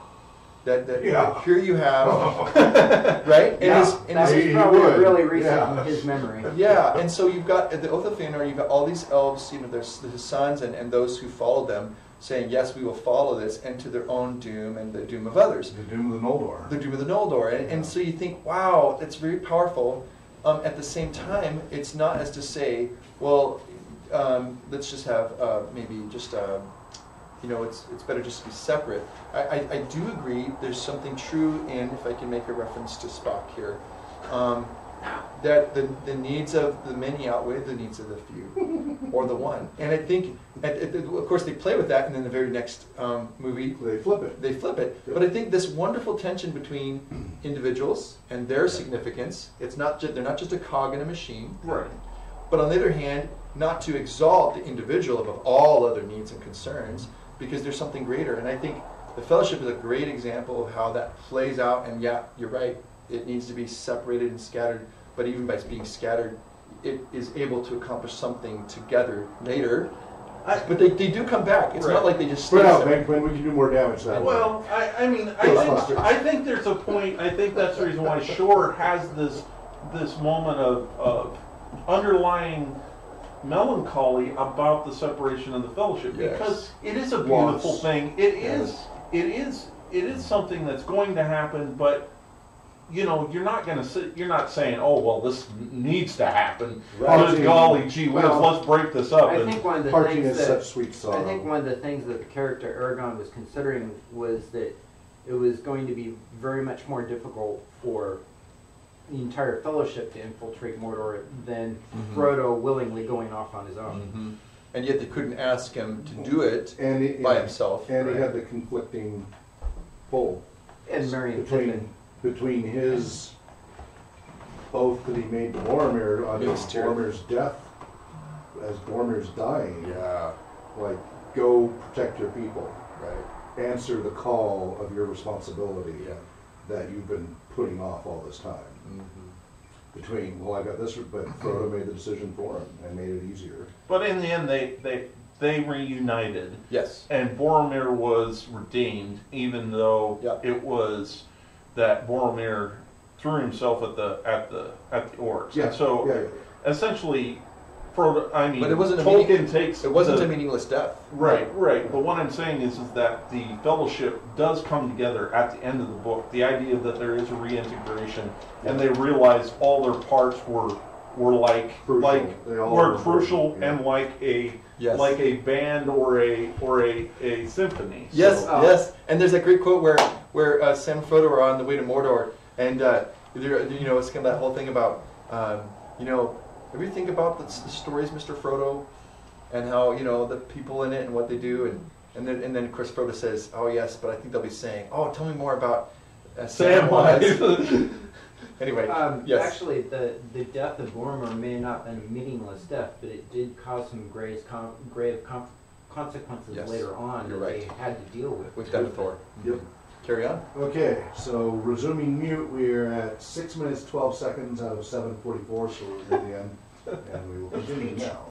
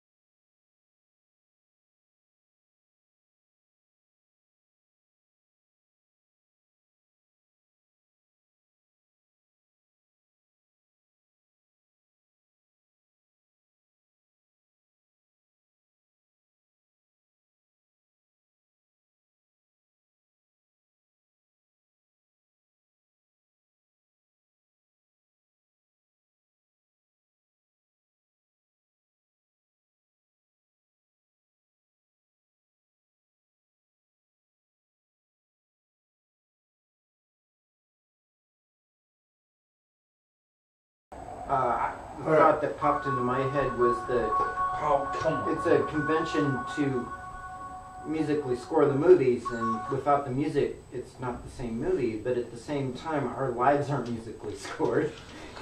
Yeah, I have to totally disagree with him in his wrapping statement, saying that is the greatest example of leitmotifs in theater ever. I'm sorry, I strongly disagree. I believe his words were, what is possibly the greatest. Yeah, I don't know if he said possibly. Did he? I don't know if he People said have a possibly. tendency to throw random qualifiers. But anyway, Examples. yeah, well. Okay, so back up There's your just back up many your movies that use that. It's and to say that Wagner popularized it, I don't know how accurate that is, because I mean the Romantic period predates Wagner. Wagner's kind of at the pinnacle of it, but you know, Tchaikovsky, Brahms, Mozart. I mean they all used those. I think you said in cinema though. So qualify what Well, other he said what- he didn't say that Wagner popularized it in cinema. That No. But you're popularized leitmotifs right, in but general. your point about opera, the actually. greatest in cinema. So what other cinematic efforts would in your sense kind of As far as uh, using leitmotifs outclass this. all throughout, Gladiator has a really robust soundtrack with very rich leitmotifs that uses Dead Can Dance, and I forget who is it Graham Revell or something did the soundtrack for that. And Russell Crowe's pretty robust too. He's Russell Crowe. I ain't Russell Crowe. But, Okay, what other ones? oh, you're really put me on the spot here. You can go back to the rotoscope Lord of the Rings. It was heavily leitmotif. I mean, whether or not, you can choose as far as what your favorite music is, but that's a whole other, that's a taste. The complexity. I think he was saying the complexity. So The Lord of the Rings is not overly So- complex in its leitmotifs. Right. It follows a pretty standard formula okay. that is effective, but this is stuff that's taught in any second-year music theory Yeah. composer class. I'm thinking of Everything the that's movie Amadeus. For Yeah, example. well, it's a composer movie. Well, so- it is a composer movie, but it is Yeah. I thought it was But he selected- breaks it down. The He breaks down the selected process. pieces of Yeah, he explains uh, it. the selected pieces of work mimic The story. what's going on Right. in Amadeus's Right. life. And he is explaining it as he's Yes. composing it, especially Yeah. when he's on It's deathbed. it's Yeah. a masterpiece in that Yeah, that method. there's Yeah. innumerable movies. I would point to Star Wars, and I would say that I think that's another very well made. Yes, it has plenty of leitmotifs in it as well that are very robust. They're memorable. You do the we all know that's Vader's theme and such, and then you've got the Phantom Menace, the Duel of Fates. Right, That drives there's some people crazy. yeah, well, anyway. But the point is, they're very distinctive. There are many layers. They've got progression throughout the movie, throughout the series. That's pretty standard film scoring 101, well, maybe not 101, but 201 stuff. Now, he did an excellent execution of it. Memorable, rich, powerful music. I'm not knocking that at all, but it is not unique to Lord of the Rings by any stretch of the imagination. Yeah. That's my 2 cents. I prefer. He doesn't get into this, but I feel like there was a moment. I felt like there. I didn't feel like the second movie. I don't know. Maybe I'm wrong, but I didn't feel like the music was as big of a deal in the second movie as it was in the first movie. But the third movie, one of the things that gets me. Pause. Can you hear us? Oh yeah, we unmuted when I stopped it. One of the things that I do love is right there at the end of right when the Eye of Sauron is thrown down, the tower falls, and they are standing there, and I don't know, the timing of the music. I go back and I'll watch that 45 seconds or whatever it is. I can't remember. From their frustration at they're not sure if they're ever going to win this war, and they're fighting what seems like a nearly hopeless cause, and then Frodo, the ring falls into the thing, and then here the tower falls, and everybody is The mouth of Sauron was taunting them with Frodo's. I'm not talking about the book, but I'm talking about the movie where. In the extended edition. In the extended edition, but I'm talking about as soon as that happens. As soon as that happens, there is a moment there where the music just cues all the emotion, where they are surprised by the fact that Sauron has fallen, and then the realization that Frodo must have accomplished what he set out to do. I mean, just the amount of emotions there. And the music just lifts it beyond anything that I feel. It was one of the few times that the music actually seemed to be very provocative at that moment, because the building falling itself was great, but everybody was silent. The orcs had stopped. Everybody was more or less staring at this thing falling apart. Shock, yeah. Shock and and so if they had taken the music out at that moment, it wouldn't have made as much sense. So That's my personal feeling about the very end of the Return of the King. Apocalypse Now. Did Jeremiah have any comments? I was just saying another one for music was Apocalypse Now, which they literally used Wagner, among others. Jeremiah, nobody's going to mention the Raising Arizona soundtrack? Only kidding, but come on. You're yodeling in your heads now, aren't you? You know, it's been so long since I don't remember.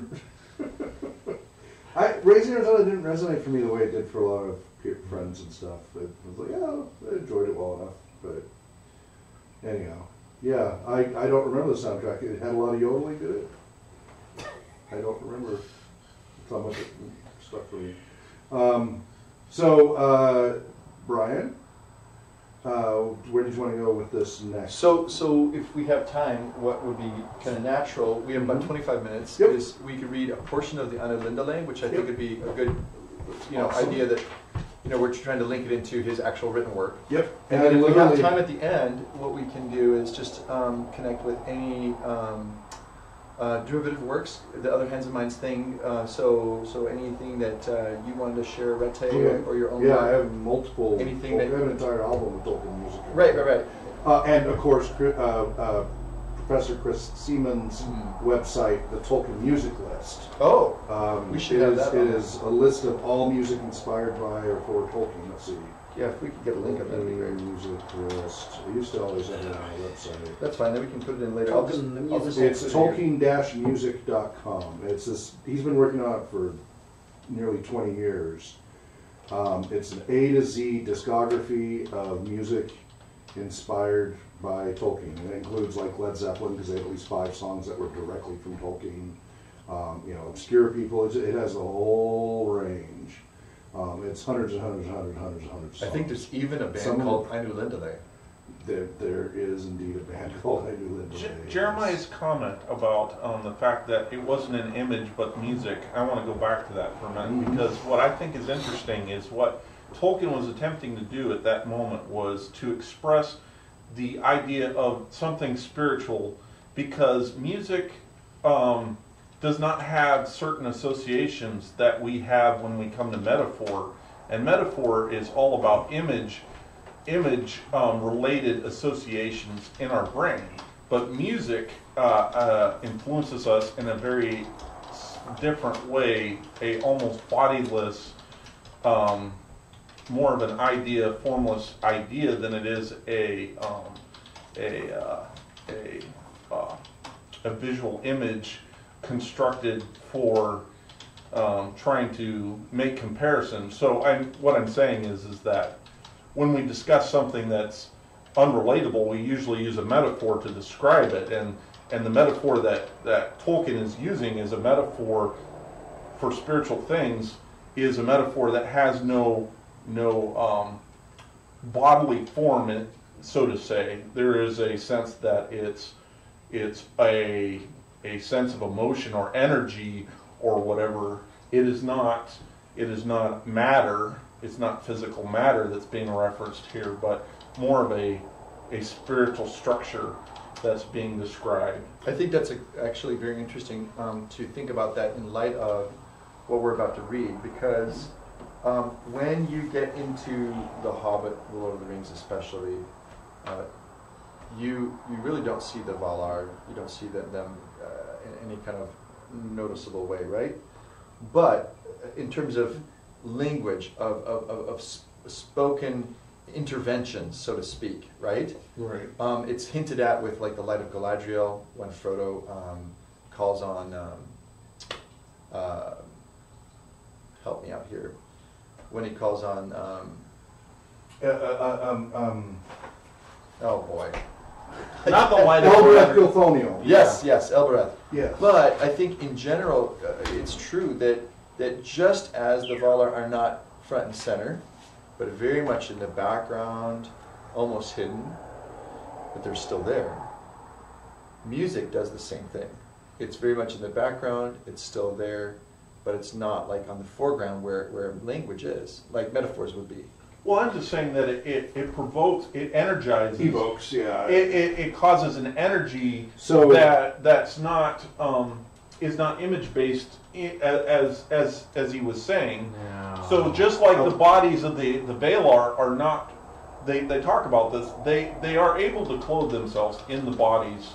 Yes, those that decided to bind themselves to the physical. But ultimately they are not physical, and that the music kind of portrays that, because remember the music is embodied when it creates Ea, when Arda. Yep. Sorry. Mm-hmm. And the thing is that I think that shows that these are more, I don't want to call them intellectual, but these beings are not are more energy than they are really matter.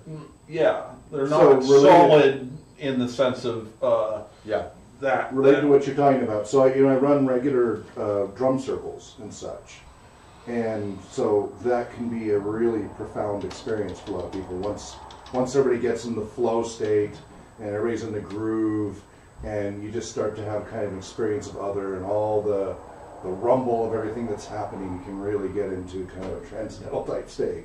And I get harassed by my boys because I listen to my music robustly, shall we say. I like to feel it permeate every pore of my body. Are you saying that your kids are giving you a hard time for having your music too loud? Yes. It's the opposite. It is the opposite. I almost never give them grief unless I have a broadcast or something. I encourage every pore of your body experiencing it throughout. And there is a woman, Evelyn Glennie, who is a Scottish master percussionist. She's the world's only solo master percussionist that plays with symphonies. Yeah. And she's deaf. She's been profoundly deaf since she was 9. You showed that to me. It's called, and there's a great video you can watch, it's on YouTube, called Touch the Sound. And she is phenomenal. And she talks about how when she started losing her hearing, she had a wonderful teacher who had her put her hand to the wall with her back to him, and he had broadly tuned drums, one a high pitch, one a low pitch, and she would try to feel where in her hand at first, and then eventually the rest of her body, she could feel which drum was hitting, and then slowly got closer and closer intervals, so it was more subtle and more subtle, a little softer, a little softer. She plays barefoot, so she can feel the symphony. Now, as she teaches other deaf people to experience music, she talks about we don't listen with just our little ears. That's right. We use our whole body. Yeah. So in a way, we hear music better than hearing people because it's a whole body experience. And I kind of use that as my excuse, like, I want to feel the rumble through every bone in my body. I really do experience music that powerfully. And there is science behind that too. In neuroscience, for example, somebody who's blind, they have a thing called, I forget the name of it, it's a sensor you put on the tongue, and it basically makes braille bumps of images as the camera pans. And eventually they're able to program themselves that the visual processing center of their brain starts to give them imagery, and they can start to effectively see as their brain rewires the neuroplasticity. Whoa. Last time I heard that, they were using a sensor stuck to their back. Nope. This is the I forget the name of it right now, but That must be a. this is recent. This is the last 5 years or is so. probably a further. This doesn't have. There's no surgery or anything. They literally stick it on their tongue. They just sat in a chair with a back that was reaching with. But the point is that our bodies can reprogram our senses that way, and so we can have this incredibly pervasive experience of music. The tooth microphone in what movie is that? I don't remember. Well, somebody would say that when elephants speak to one another, there's a low rumbling that they are able to transmit through the ground that they can feel through their feet. And so what's interesting to me is that music is the full expression of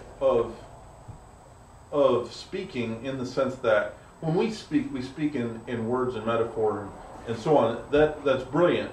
But when we add rhythm and timing and poetry, then it becomes a deeper. So if you ever want to get deeper on this, I do have a semi-monthly meeting group that is the power of music and music therapy. as well as the drum circles and stuff like that if you guys ever want to join up on those. So they come and go as people are interested. But we can go really deep on the neuroscience, the spiritual expression, all of it in that. But let's bring it back in our limited time to where it all began for Tolkien and his legendarium, which is the Ainu Lindale, the music of the Ainur, which is the opening page chapter of the Silmarillion, which is the opening chapter of Tolkien's universe. How do we want to proceed with that? Well, how about if we could just take some turns Yep. and go read, maybe Yep. pass it around a little bit. All right. I can start off if you want. Go ahead. Pass it on to you and then see what the Okay. other guys want to do. Sounds good. Ainu Lindale, the music of the Ainur. There was Eru, the one, who in Arda is called Iluvatar, and he made first the Ainur, the holy ones, that were the offspring of his thought, and they were with him before aught else was made. And he spoke to them, propounding to them themes of music, and they sang before him, and he was glad. But for a long while they sang only each alone, or but few together, while the rest hearkened, for each comprehended only that part of the mind of Iluvatar from which he came. And in the understanding of their brethren they grew but slowly. Yet ever as they listened they came to deeper understanding and increased in unison and harmony.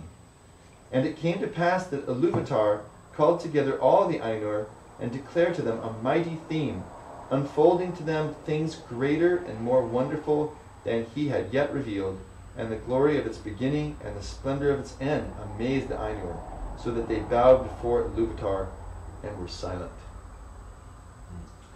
Then Iluvatar said to them, "Of the theme that I have declared to you, I will now that ye make in harmony together a great music. And since I have kindled you with the flame imperishable, ye shall show forth your powers in adorning this theme, each with his own thoughts and devices, if you will.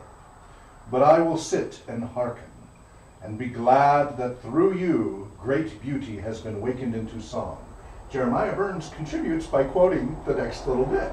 Sweet. Interesting, too, that Tolkien describes the voices of the Ainur as similes. "Then the voices of the Ainur, like unto harps and lutes and pipes and trumpets, and viols and organs, and like unto countless choirs singing with words, began to fashion the theme of Iluvatar to a great music." I think he's jumping around. "Like unto viols, etc." We don't want to go too far down this rabbit hole, but remember that this is an elvish perspective of the creation story. How much metaphor and or simile are involved. So as we continue reading that, thank you, Jeremiah. So picking up where we left off, and a sound arose of endless interchanging melodies, woven in harmony that passed beyond hearing, into the depths and into the heights, and the places of the dwelling of Iluvatar were filled to overflowing. And the music and the echo of the music went out into the void, and it was not void. Never since have the Ainur made any music like to this music, though it has been said that a greater still shall be made before Iluvatar by the choirs of the Ainur and the children of Iluvatar after the end of days. Then the themes of Iluvatar shall be played aright, and taking being in the moment of their utterance, for all shall then understand fully his intent in their part, and each shall know the comprehension of each. And Iluvatar shall give to their thoughts the secret fire, being well pleased. But now Iluvatar sat and hearkened, and for a great while it seemed good to him, for in the music there were no flaws. But as the theme progressed, it came into the heart of Melkor to interweave matters of his own imagining that were not in accord with the theme of Iluvatar, for he sought therein to increase the power and glory of the part assigned to himself. To Melkor among the Ainur had been given the greatest gifts of power and knowledge, and he had a share in all the gifts of his brethren. He had gone often alone into the void places seeking the flame, imperishable flame, for desire grew hot within him to bring into being things of his own. And it seemed to him that Iluvatar took no thought for the void, and he was impatient of its emptiness. Yet he found not the fire, for it is with Iluvatar. But being alone, he had begun to conceive thoughts of his own, unlike those of his brethren. Richard, you had your hand up? So- no, I was just getting my hair. Oh, Yeah, okay. So Peter Jackson Mm-hmm. is Melkor. Oh! Shots fired. Yeah. Ow. I could see that. I thought he was Azog the Defiler. Okay, would someone else like to read next? I have a copy here. You see where we are? Okay. We are where? He just read unlike those of his brethren, I think. Okay. Is that where you were, Yep. Hawk? Yep. So some of these thoughts he now wove. Some of these thoughts he now wove into his music, and straightway discord arose about him. And many that sang nigh him grew despondent, and their thought was disturbed, and their music faltered.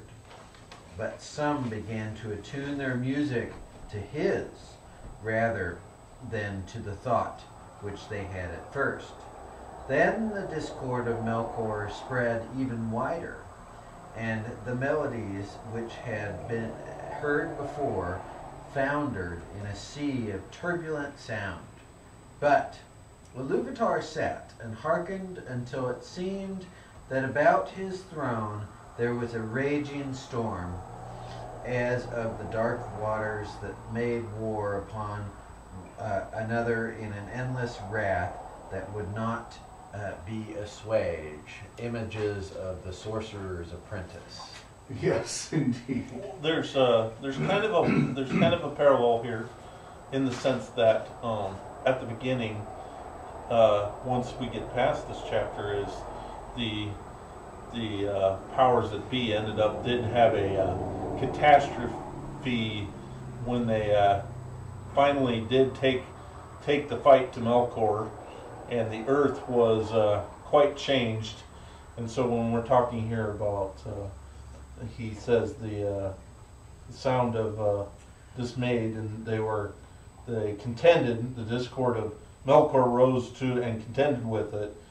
There's a sense that there's a parallel in the sense that for a while that contention where Melkor and the powers that be are having it out in a confrontational manner, it's going to change when Iluvatar changes Yes. the means by which he anyways. Then So before you Yes. you mentioned Discord. Just so people know, we do now have a brand new Discord server set up. For those who don't like IRC, we've got, just go to discord.app. It's a chat server you can join us on, and you just look for Tolkien Scholars and you can join us there. So play in the background here, YouTube, don't give me any grief, this is my music. This is Stars of Varda and Discord of Melkor from the Ea album from Synthetic Zen. You can listen to all that on soundcloud.com/Synthetic Zen. Go to playlists and scroll down and you'll see artwork that somebody did for me for the Fall of Numenor campaign.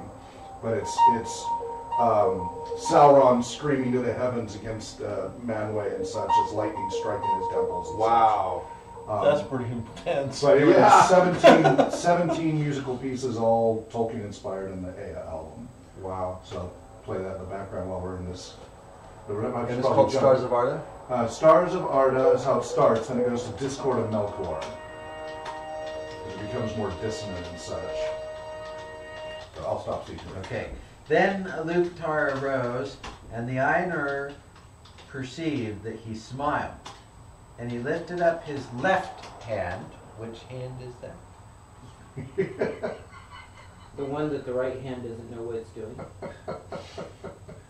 Was Sindar. Sinister. Yes. Yes, sinister. Thank you. I'm a And- left-handed person. by the way. Oh, yeah. And thanks a lot. new theme began amid I the was born storm. left-handed. In French, it's good. Like and yet unlike the former theme, and it gathered power and had a new beauty. But the discord of Melkor rose in uproar and contended with it.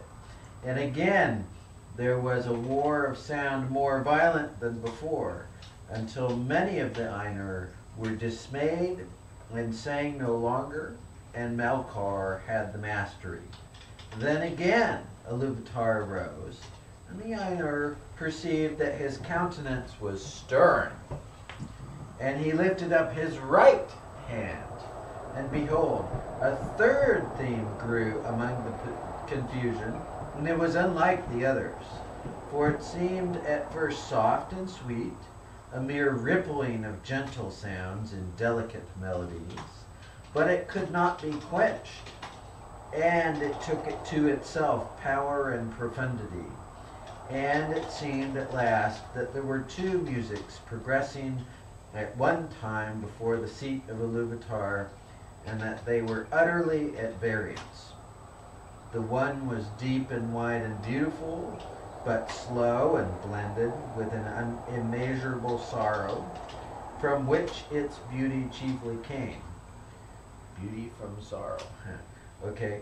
The other had now achieved a unity of its own, but it was loud and vain and endlessly repeated, and it had little harmony, but rather a clamorous unison as of many trumpets braying upon a few notes.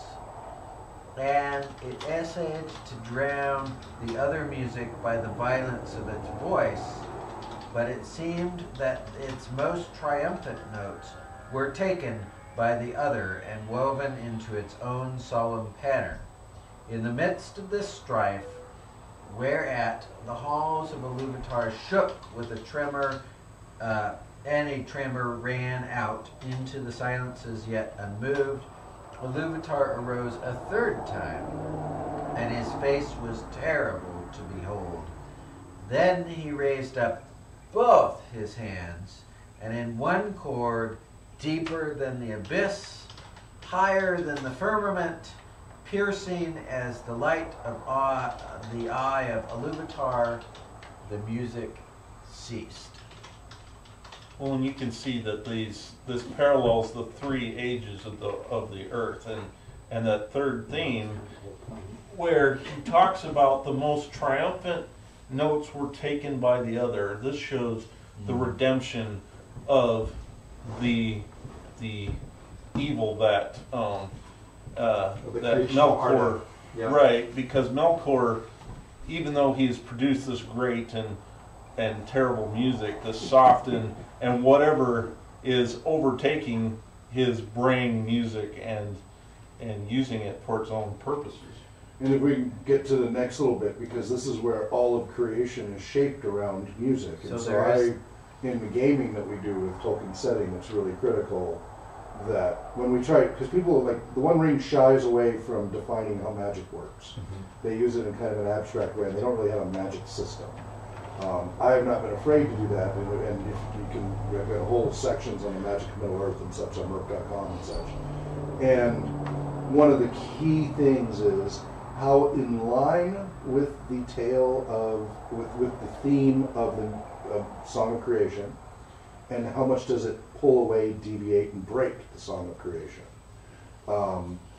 The more it is in line with, the less it disrupts the stream, the less noticeable it is, the less difficult it is to tap into it, and the less likely you're going to be noticed by your foes, etc., because it's just the themes blend. That explains a lot about how Gandalf chooses sometimes to use power and sometimes not to. Yes, because the more it deviates from the stream of it, the more it will stand out, and those who are listening, if you will. And therefore calling the Eagles, I would say, would fit into that. Could be too far from the stream of the theme of the music, yes. Yeah, because the suffering of the third theme is required as part of the, in a sense, the redemption of Arda. Yep. And so Frodo has to, in a sense, suffer. Yep.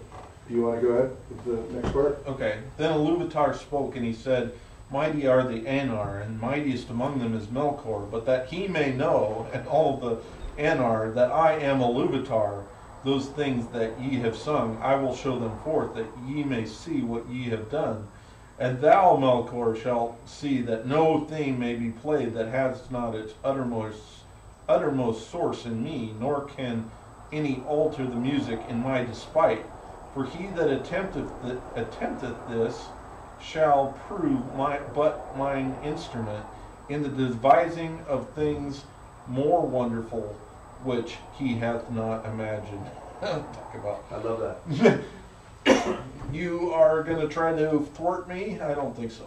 Then the Anar were afraid, and they did not yet comprehend the words that were said to them.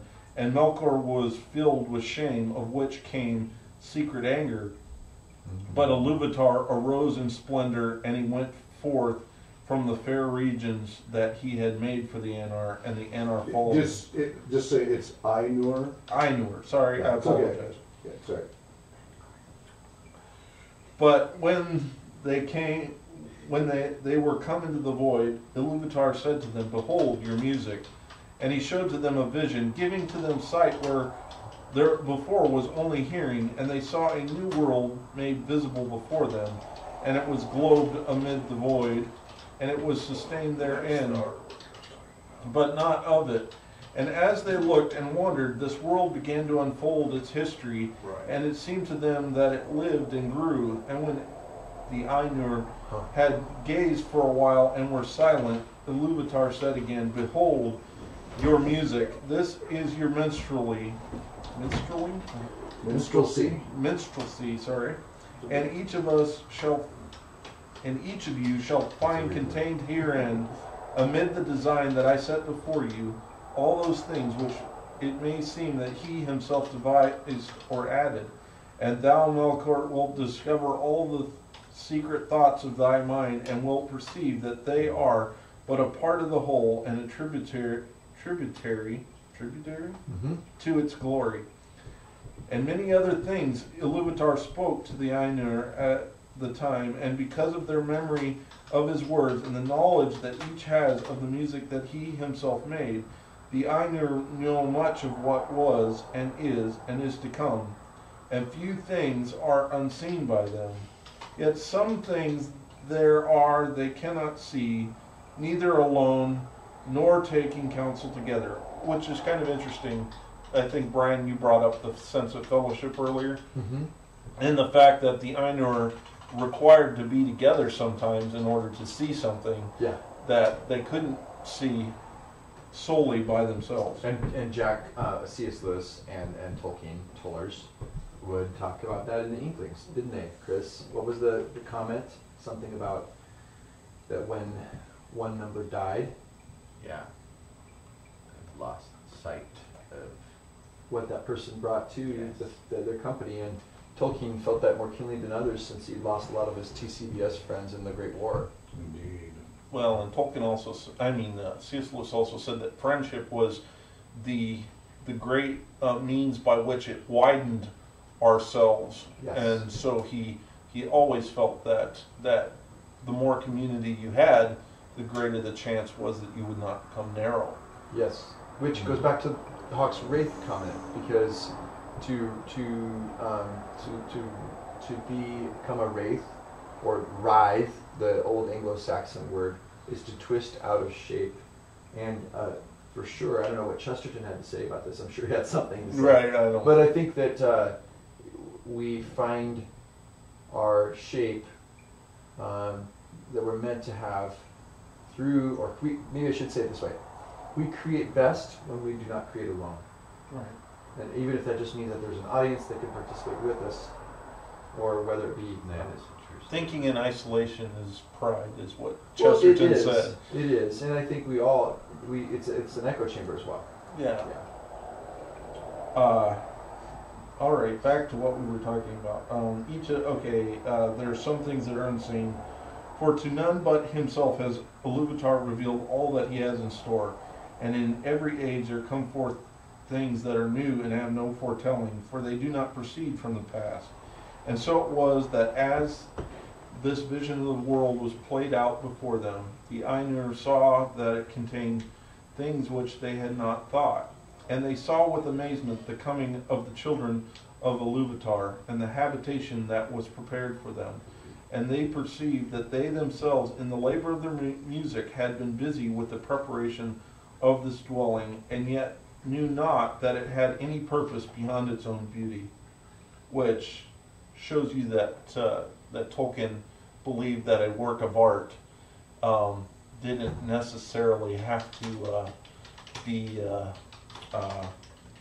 what's the word we Utilitarian? utilitarian, yes. It's like his whole argument of Beowulf is like get past breaking it down and enjoy it for the creative piece that it is. 1 Peter 1:12 in the Bible says that even the angels long to look into these things. I think it's just really interesting to create this mythic prologue to a world and to see how the layers, especially because Tolkien he really thought a lot about sub-creation. How does this actually occur? So it's fascinating to me as just a whole, it's an unpacking of it, the idea of singing and then finding out, hey, your song actually created something. Not unlike Ender's Game, where you have, in a sense, there's something that's played out in the book. The boy does this, he's playing the game, and then discovers afterwards that the game had real effects, real consequences. Right, it wasn't just Exactly. Like the species. Right, but that was more of destruction, whereas in this case, it's of creation. Yeah.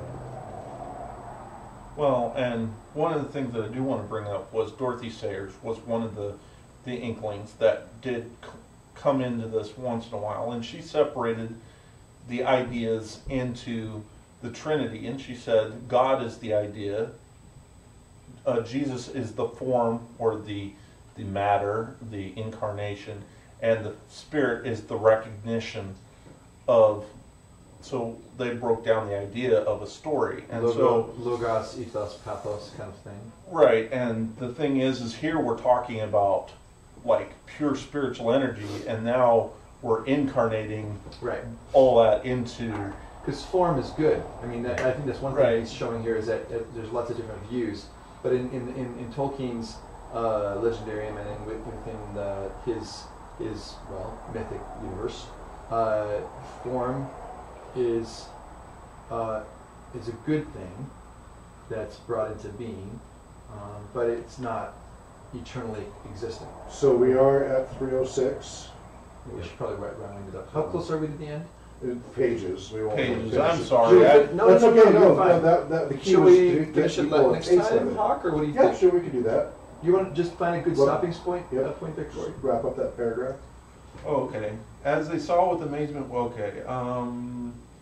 for the children of Iluvatar were conceived by him alone, and they came with the third theme, and were not in the theme which Iluvatar propounded at the beginning, and none of the Ainur had part in their making. Therefore, when they beheld them, the more did they love them, being things other than themselves, strange and free, wherein they saw the mind of Iluvatar reflected anew, and learned yet a little more of his wisdom, which otherwise would have been hidden from the Ainur. I just think it's interesting that they're surprised with as much knowledge as they have that they're reveling in this. Yes. What was that? That was the end of the paragraph. And can you just tell me what the beginning of the next one is, so I know where to start next time? Or what page? I apologize. No, you're fine. Well, page will vary. So. Well, I know, but I'll remember on my Yeah, copy. yeah, okay. I'm dying. The next one is now the children of the Iluvatar are elves and men. Is the next one. Now the children of Iluvatar what? Are elves and men. Okay, we'll start there then. Thanks. Thanks a lot, Corey. So next time we're going to discuss the elves and men. Well, we're always open to what people would like to discuss on the next one. So, I want to discuss something totally unrelated. okay, Jeremiah.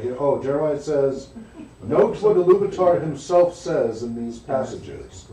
Each of you shall find contained herein, amid the design that I set before you, all those things which it may seem." Jeremiah capitalizes "seem," that he himself devised or added. That seems to suggest an inherent vagueness with regards to the Ainur's own self-created efforts. Well, I think that would go right along with the idea that Melkor thinks that he himself is that he is the source. But actually the source code, if you will, has been put there. The high programmers. Yes.